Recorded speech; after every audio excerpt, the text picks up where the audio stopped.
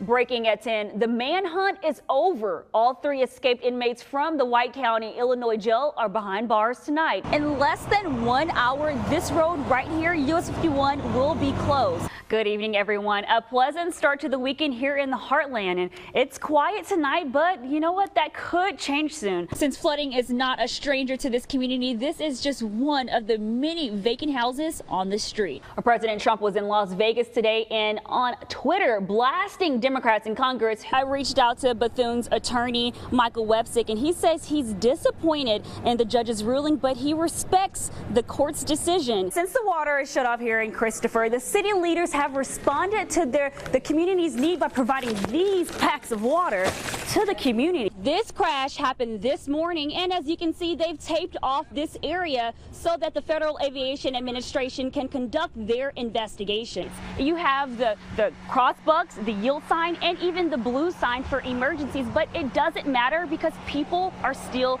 disobeying the signs. But after a pretty cold week, I was under my covers, Brian, yesterday. Do we have any luck for the future of this week? Tomorrow, Brittany, won't feel all that bad. Good. And in celebration of Winston's retirement, even I had to try one of the bagels. This right here is Winston's special, a little bit of sweet and savory. Good. Heartland News at 6. Paducah police are on the hunt this afternoon for a man considered armed and dangerous. This is Willie Wiseman. He and Eric Brantley reportedly ran from a traffic stop in Golconda, Illinois, leaving behind 29 stolen weapons. Brantley turned himself into police Wednesday night, and officials believe the suspects were bringing the weapons to Paducah to sell them. If you think you've seen Wiseman or know of his whereabouts, contact police. 22-year-old man is dead after a UTV crash in Pope County, Illinois.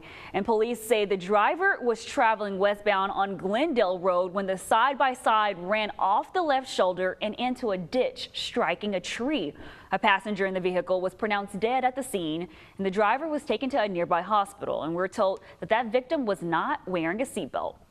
An attempted robbery at a jewelry store in Texas Mall was mistaken for an active shooter situation, prompting a huge police presence.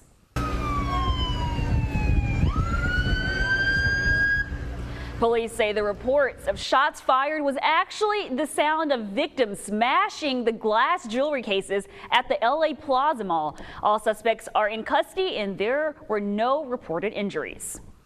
Hundreds of firefighters went on the offensive today as a massive fire in Northern California doubled in size.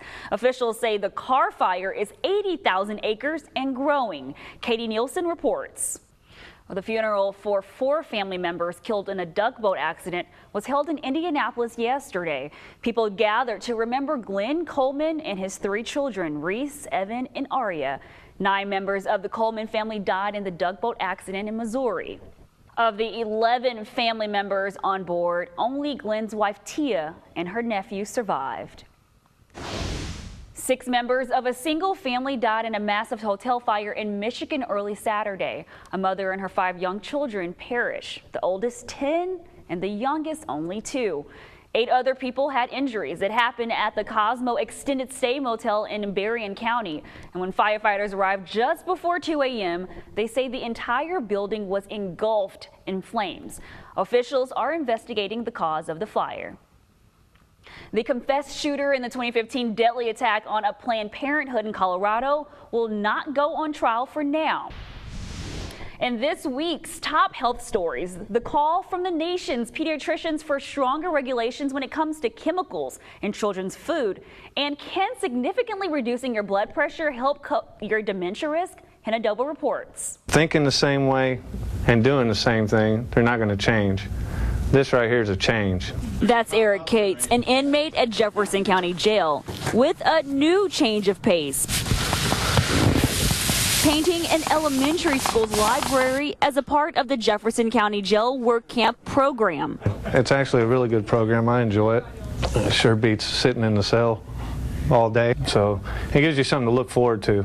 One of the youngest sheriffs in the state, Travis Allen, had the idea to rehabilitate nonviolent offenders by giving them a voluntary option to work.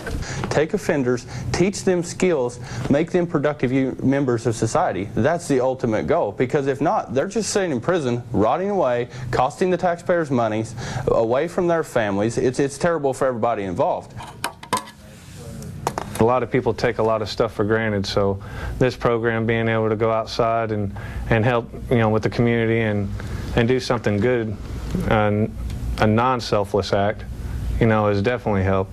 Sheriff Allen says he makes sure this camp doesn't take work from local contractors. And he checks with the schools and unions to make sure everyone is on board. According to the sheriff, more than 45% of Illinois offenders return within 3 years of being released. That's what he says needs to change. What we have to do is figure out, prison's not working. I mean, putting people in cages and locking them up is not the answer. And I don't think nobody knows the 100% answer, but we have to start trying new things.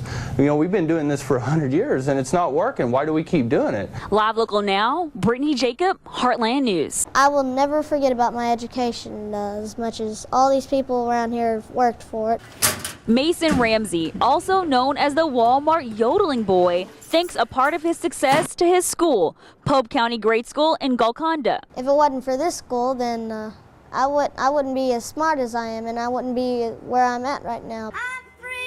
Despite his new fame and record deal, Mason says he will remain humble and kind, pointing out one thing that won't ever happen. Get the big head. You don't want that. You just want to stay yourself and play it cool.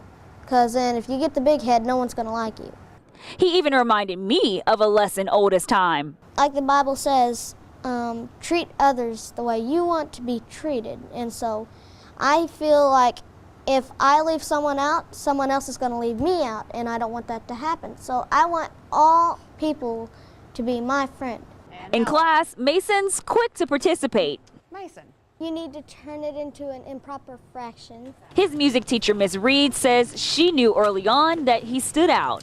We've watched him since he walked in the door as a kindergarten student, just have a presence about him that he was ready to perform at the drop of a hat. But she says all of her students are just as important. If we have a few along the way that can reach stardom, that's amazing. But we're going to try to make superstars out of everybody in this building in whatever occupation or whatever field they go for.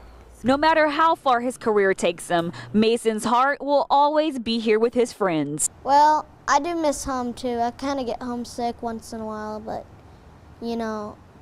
on stage I just do what I do best, and I think about home once in a while. Tanet Natissery left to go to Thailand for charity work, but returned home a hero after helping in the international rescue of 12 boys. He shares his story. I would say it's nearly impossible.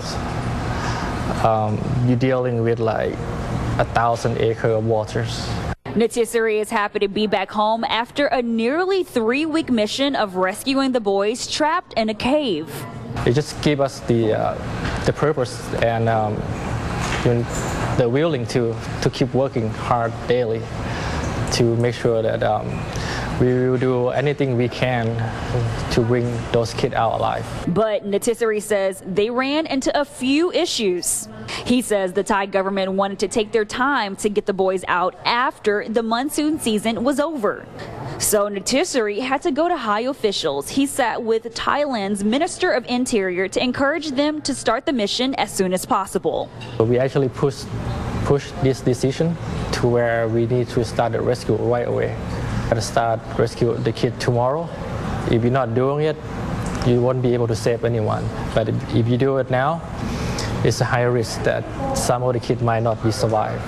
Despite the high stakes, he tells me he remained at ease. I try to keep myself calm, basically, because you cannot show any sign of scare, because you got like hundreds of people that follow your orders. So you got to step out to be a leadership. Natissery says he is so happy the mission is complete and all of their efforts paid off, rescuing those 12 kids safely. Now that he's back home, he tells us what's next. Back to work, I guess. Start cooking food, mowing my lawns, clean my house. I was so happy to, this morning when I got back, and I was so relaxed and I was able to sleep without thinking of, the works and stuff that we did. Live Local now, Brittany Jacob, Heartland News.